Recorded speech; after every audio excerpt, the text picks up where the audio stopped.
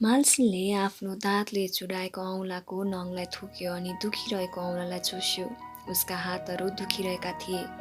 ऊ अत्याधिक धुम्रपानले बिरामी भएको थियो अनि उसको अगाडि टेबलमा पुनः एकपटक इभान मोइसेभको खुल्ला फाइल थियो।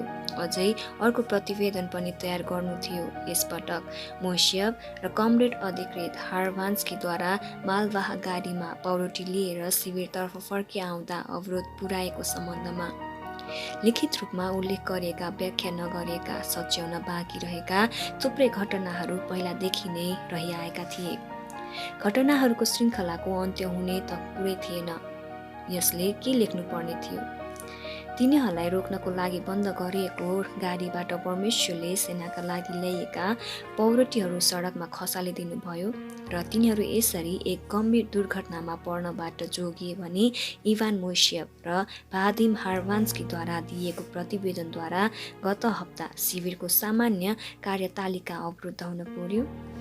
पाउरोटी खसाल्न लागेका गाडीको वरिपरि झुम्बिएका सिपाहीहरूको भिडमा मालसिन आफैले अनुसन्धान गरेको थियो। घटना बताउँदा हार्भान्स्की रोइरहेको थियो। ऊ एकदमै उदास भएको थियो। मालसिनमा एक नयाँ विचार उब्जियो। सायद लापरवाहीको निम्ति यसले हार्भान्स्कीलाई पक्रनै पर्थ्यो। स्पष्ट रूपमा एक गौरव जिम्मेवारीको घटना थियो कि उसले गाडीको पछाडि बन्द गरेको थिएन। अब ऊ मानसिक चिकित्सक कहाँ जानु नै उत्तम हुने थियो। तर किन यो मोइसेभको साथमा भयो? सधैँ मोइसेभ विशेष विभागको कार्यालयले यस घटनालाई प्रमाणित गरेको थियो अनि यसले शिविरमा थप उत्तेजना फैलायो। आफ्ना परमेश्वरले अर्को आश्चर्यकर्म गर्नुभएको दावी गर्नका लागि मोइसेभलाई परिस्थितिले साथ दिएको थियो। पुनःशिक्षाको हर प्रक्रिया अपनाए तापनि मोइसेभले आफ्ना विचारहरू लगातार फैलाइरह्यो। मोइसेभ मोल्दाभियामा सरकारी मान्यता प्राप्त नभएको एक सङ्गतिमा उपस्थित भएको पत्ता लगाउँदा मालसिन खुसी थियो। त्यसबाट सम्भवतः एक आपराधिक मुद्दा दायर गर्न सकिन्थ्यो, तर त्यो धेरै पहिलाको घटना थियो। मोइसेभको एकपछि अर्को अनाज्ञाकारिताको क्रमले मालसिनलाई कष्टमय तुल्याएको थियो। उसका धार्मिक विश्वासहरूको बारेमा चुप रहन उसलाई घरिघरि आदेश दिएको थियो। सैनिक र जाँचबुझ अधिकृतहरूले हरेक कानुनी तवरले साथै अरू विभिन्न तरिकाले पनि उसित काम गरेका थिए। खुल्ला झ्यालबाट आएको ज्येष्ठ महिनाको शीतल हावाले टेबलमा कागजातमाथि राखिएको चुरोटको खरानीलाई चारैतिर उडायो। मालसिनले त्यो खरानीलाई बढाल्न छाडेर मोइसेभ बारेको प्रतिवेदनको थाकमाथि टेबल ट्वाल्ल परिरह्यो। परिस्थिति काबुमा ल्याउनको लागि लाजलाग्दो प्रकारले कठिन बन्दै गइरहेको थियो। सिम्फेरोपोलको सैनिक अस्पतालबाट सिलबन्दीका साथ आएको प्रतिवेदन उसको हातमा पर्यो। गत शरदको समयमा अन्न भण्डार गर्नको लागि खटिएका 200 मानिसहरूले मोइसेभको चङ्गाई कुनै न कुनै प्रकारले ईश्वरीय शक्तिबाट भएको हो भन्ने विश्वास गरेको दावी गराएका थिए। चिकित्सक जर्नेल कार्यालयबाट रचिएका कथाहरूद्वारा तिनीहरू प्रभावित भएका थिए भन्ने बारेमा त कुनै शङ्कै थिएन। टेलिफोनमा चिकित्सकको कम्पित आवाजले मालसिनलाई अझै झस्क्याउँथ्यो। मेरो यो जीवनमा पहिलोपल्ट परमेश्वर साँच्चै हुनुहुँदो रहेछ भन्ने मैले थाहा गरेँ। सिम्फेरोपोलमा कस्ता खालका डाक्टरहरू बसेका छन्? विज्ञानलाई बुझेकाहरू छैनन्? मालसिनले त्यहाँ एक जनावर त लगेको थिएन नि? उसले अर्को चुरोट सल्कायो। त्यस डम्फामा विभिन्न सहरहरूबाट आएका थुप्रै इकाइहरूका मानिसहरू रहनु पनि राम्रो थियो। यदि त्यो डम्फा क्रेचबाट मात्रै पठाएको भए के हुन्थ्यो? आश्चर्यकर्म नै भएको हो भन्दै शिविरतर्फ फर्किएका 200 मानिसहरू। सबै दुर्घटनाका प्रतिकृत कारणहरू थिए। मोइसेभ हिउँमा खडा रहेको सम्बन्धमा सम्भवतः उसमा चिसो सहने आन्तरिक शक्ति थियो। युद्धमा यो कुरा जानकारीमा आएको थियो कि कतिपय मानिसहरू मानव शक्ति बाहिरका कामहरू गर्न सक्षम भएका थिए। बहादुरीको सट्टामा वीरता कतिपटक मानिसहरूको आदेश प्रतिको अवहेलना या रणनीति बुझ्ने असमर्थतामा परिणत भएको थियो। कतिपटक यो एक वंशागोन्नत दुर्घटना थियो जसले आफ्ना साथीहरूको बीचमा एकछिनको लागि फाइदा दिलाउँथ्यो। सायद वंशानुगत कुराले मोइसेफलाई स्पष्ट पार्न सकिन्छ। उसले स्पेल्टोलप्सको जेलमा पूर्ण शिक्षा दिने कक्षाहरूमा विश्वासै गर्न नसकिने गरी चिसो र दबाव सहेको थियो। यदि स्पेल्टोलप्सबाट पठाएको प्रतिवेदनमाथि विश्वास गर्ने हो भने त्यही नै छ। माल्सिनको चुरोट पुरै सल्किएर सकियो। उसले त्यसलाई चुरोटदानीमा छड्कायो। मोइसेफमाथि औपचारिक रूपमा मुद्दा दायर गर्नुपर्छ भन्ने कुरामा त कुनै प्रश्न नै थिएन। विश्वासले गर्न नसकिने गरी 18 महिनासम्म उसले खुल्लमखुल्ला लाल सेनाको ध्वज झिउटाएको थियो अनि पुनः शिक्षाका अति सामर्थ्यिक राजनीतिक प्रयासहरूलाई लत्याएको थियो। कुनै पनि सोभियत नियम कानुन भङ्ग नगरिकन पनि एक विश्वासीको रूपमा कष्ट भोगिरहेको छु भन्ने उसको जिद्दी सोभियत राज्य र सामाजिक मर्यादाको विरुद्धमा गरिएको ठाडो निन्दा थियो। पक्राउ गर्नका लागि त्यही नै यथार्थ कारण थियो। सबै सोभियत नागरिकको विवेकको स्वतन्त्रतालाई सोभियत सङ्घको संविधानले प्रत्याभूति दिएको छ। धार्मिक सतावट सोभियत सङ्घमा हुन सक्दैन। माल्सिन थकित थियो। ऊ राम्रोसँग सुतेको पनि थिएन। यो अप्ठ्यारो थियो तापनि मोइसेफको विरुद्धमा एउटा मुद्दा त दायर गर्नै पर्थ्यो। उसका अवैधानिक क्रियाकलापहरू, धर्मको खुल्ला प्रचार अनि उसले सोभियत वास्तविकताको विरुद्धमा गरेको प्रचारको आरोपमा डोलोतोभले यो स्पष्ट गराएको थियो कि यस्ता विचारहरू गर्ने व्यक्तिले लाल सेनाबाट कहिले छुटकारा पाउन सक्दैनथ्यो। उसले माल्सिनलाई स्मरण गराएको थियो कि सेनाका कामहरूमध्ये एउटा चाहिँ कामदार वर्गको हित विरुद्ध कार्य गर्ने अभियानहरूबाट समाजलाई जोगाउनु हो। एक सीमित गठन गरिने थियो। माल्सिनले आफ्नो टेबलको सानो घन्टी बजायो। निकै बेरपछि कार्यालयको ढोका बिस्तारै खोलियो अनि काममा खटिएको एउटा सिपाही देखा पर्यो। माल्सिनले अधैर्यतापूर्वक घाँटी खुल्ला गर्यो। त्यो सिपाही मोइसेफकै इकाइको हो भन्ने तथ्य बुझेपछि उसलाई मन परेन। इभान मोइसेफलाई म कहाँ उसलाई म तुरुन्तै मेरो कार्यालयमा देख्न चाहन्छु। ढोका तुरुन्तै बन्द भयो अनि फेरि खुलियो। त्यो सिपाही अनियमित देखियो। मलाई माफ गर्नुहोस् सर। दोस्रो वर्षको छुट्टी पाएर मोइसेफ हिजो मोल्दाभियातर्फ गयो। 12 तारिक नौन्जेल 8 दिनसम्म ऊ फर्किने छैन सर। धत्तेरिका, माल्सिन रिसले क्रोधित भयो। मोइसेफ जस्ता विशेष निगरानी गरिनुपर्ने व्यक्तिलाई अरू हरेक सरह व्यवहार गरिन कसरी सम्भव हुन्छ? कसरी मसँग सल्लाह नगरी यसो भयो? मैले उसलाई छुट्टीमा घर जान दिने विचार गरेकै थिइनँ। हरेक प्रश्नका साथ त्यस सिपाहीतर्फ अघि बढ्दै माल्सिनले उसलाई क्रुद्ध भएर हेर्दा ऊ डरले पहिलो भयो। मलाई थाहा छैन सर, केही गल्ती भएको होला, माफ गर्नुहोस् सर। त्यहाँबाट गइहाल। रिसले गर्दा माल्सिनले स्वर चर्को भएको थियो। अक्षम व्यक्तिहरूद्वारा घेरिएर काम गर्न सम्भव थिएन। उसकी श्रीमती काममा लागिरहेकी थिइन्। ऊ चाहिँ घर जानेछ। टेबलबाट कागजपत्रहरू निकालेर आफ्नो बिक्रेसमा हाल्दै ऊ केही उद्देश्यपूर्ण तवरले कोठाबाट बाहिर निस्कियो। मोइसेफको समस्यालाई चाँडै नै एक निष्कर्षमा तुल्याउँछु भन्ने निश्चयताका कारण उसमा नयाँ शक्ति सञ्चार भयो। आइतबार बिहान वसन्तको मनोरमात्मक लागि सानो पात घरको सारा झ्यालहरू खुल्ला राखिएका थिए।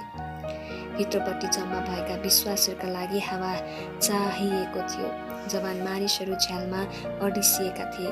घाँसे मैदानहरू र मनोरम स्थलहरूमा तिनीहरूले गीत गाएको आवाज सुनियो। आज बिहान एकजना विश्वासी पनि छुटेको थिएन किनकि इभान सेनाबाट छुट्टीमा घर आएको थियो। इभान कोठाको अगाडितिर पास्टरहरूसित सम्मानित स्थानमा बस्दा उसलाई हेर्नका लागि जवान स्वेतलाना पेत्रोभना झ्यालमा चढिन्। उसले सङ्गतिहरूमा बस्दा सधैँ लगाउने लुगाहरू नै लगाएको थियो, तर ऊ निकै बुढो देखिन्थ्यो। उसमा यति धेरै परिवर्तन आएको हो त भनी स्वेतलानाले विचार गरिन्। तिनीहरू एकपछि अर्को गर्दै हरेकलाई मनपर्ने मोल्दावी भजनहरू गाइरहेका थिए। इभान फर्केर आएकोमा खुसियाली मनाउने र उसलाई उत्साहित तुल्याउने यो एक तरिका थियो। स्वेतलाना सारा हृदयले सहभागी भइन्।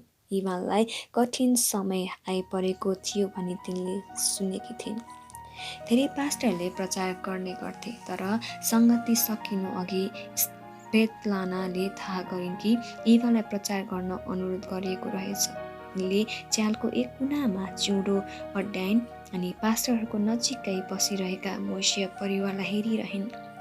तिनीहरू हरेकका मुहारहरू उत्तेजना र हर्षले उज्याला भएका थिए। कतिपय अविश्वासी छिमेकीहरू समेत उत्सुक भए अनि झ्यालमा बसेका जवान र केटाकेटीहरूलाई थिच्दै भित्रपट्टि हेर्ने प्रयत्न गर्न लागे।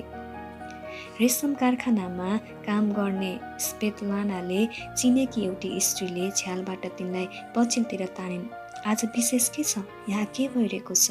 तिनले सोधिन्। गाउँका अरू कतिपय मानिसहरू जवान मानिसहरूलाई धकाल्दै हेर्नका लागि झ्यालमा ओर्लिए। स्वेतलानाकी बहिनी पर्ने निना कोप्निकले दिक्क मानेर खुइँय गरिन्।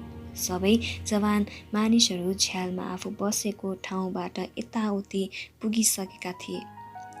तर अविश्वासीहरूले सुसमाचार सुन्नेछन्, खुसी हौ, स्वेतलानाले खुसुक्क बताइन्। भजनहरू गाइरहेपछि पास्टरहरूद्वारा प्रचारका लागि सर्वप्रथम इभानलाई बोलाइयो। उसले कसैसँग मागेको बाइबलबाट पुरानो करारका पदहरू पढ्न सुरु गर्यो। तब परमप्रभुले बालामका आँखाहरू खोलिदिनु भयो अनि उसले हातमा तरबार लिएर बाटोमा उभिरहेका परमप्रभुका स्वर्गदूतलाई देख्यो। अनि उसले भुइँसम्म घोप्टो परेर धन्यवाद गर्यो। इभानले बडो खुसीका साथ त्यस सानो पुस्तकबाट आफ्नो आँखाहरू उठायो। आज पनि परमेश्वरले आफ्ना चेलाहरूका लागि स्वर्गदूतहरूलाई प्रकट गराउन सक्नुहुन्छ अनि आफ्नो शक्ति प्रदर्शन गर्न सक्नुहुन्छ। झ्यालमा बसिरहेकी रेशम कारखानामा काम गर्ने स्त्री उठिन्। उनले इभानलाई एकहोरो हेरिरहेकी थिइन्। प्रेम सम्बन्धी उसले बताएका कुराहरू पनि स्वेतलानाले सुनिन्। म मर्कुस 14:35 पढ्न चाहन्छु, जहाँ लेखेको छ, अनि अलि पर गएर उहाँ भुइँमा घोप्टिनु भयो र हुन सक्छ भने त्यो घडी उहाँबाट टलोस् भनी प्रार्थना गर्नुभयो।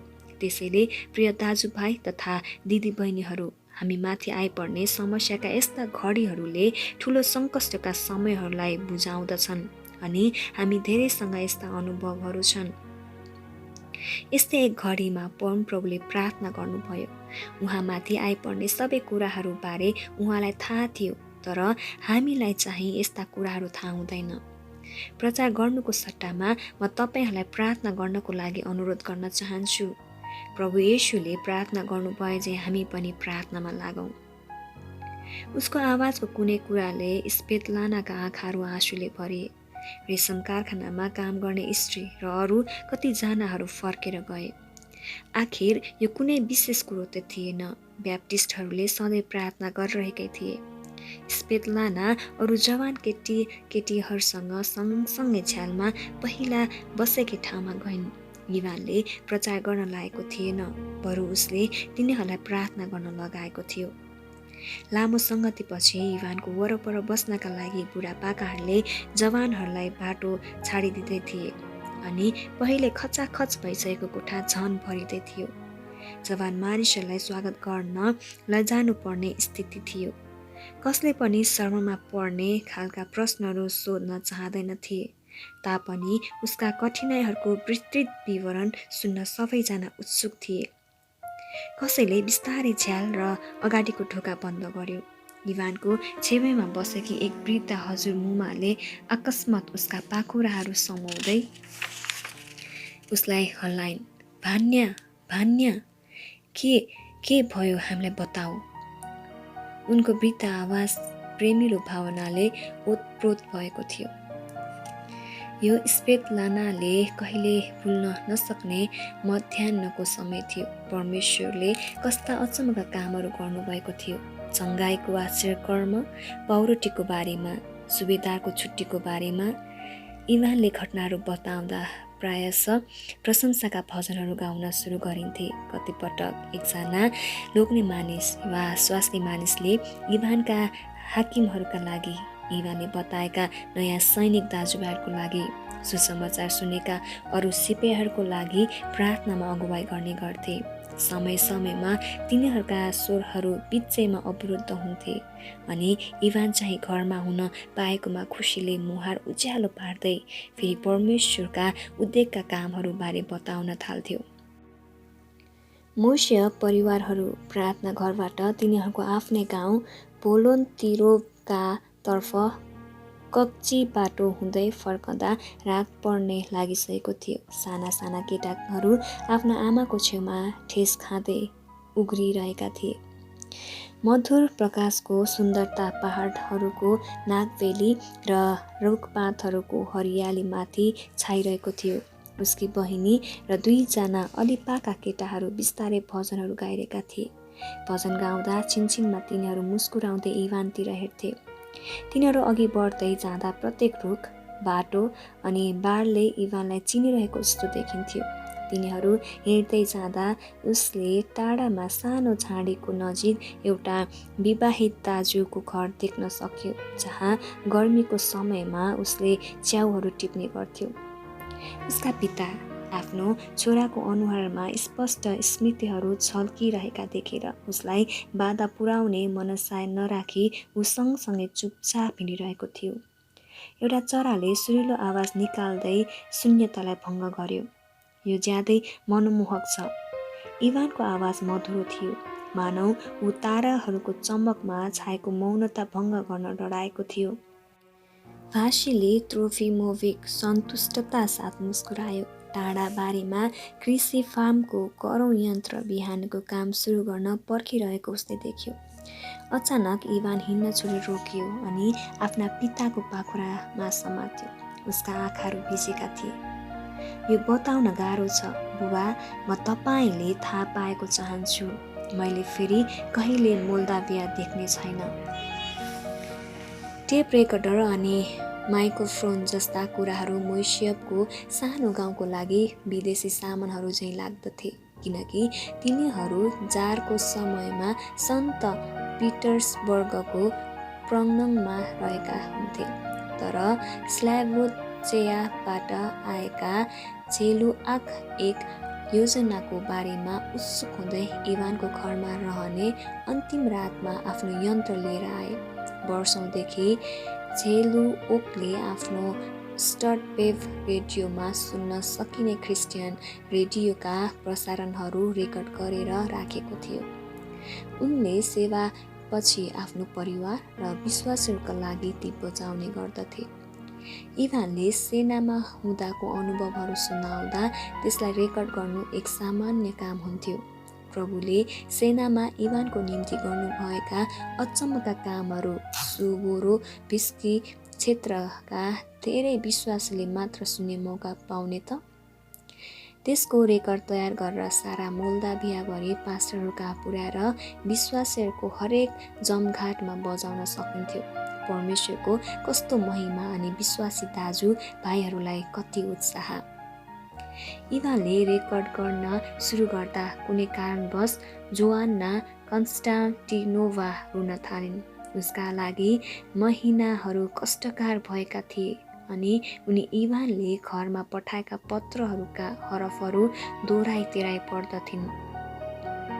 इभानलाई देखेपछि उनका डरहरू हट्नेछन् भनी भासिलीले आशा गरेका थिए। तर इभान फर्किएपछि उनकी श्रीमती सुत्न समेत सकेकी थिएनन्।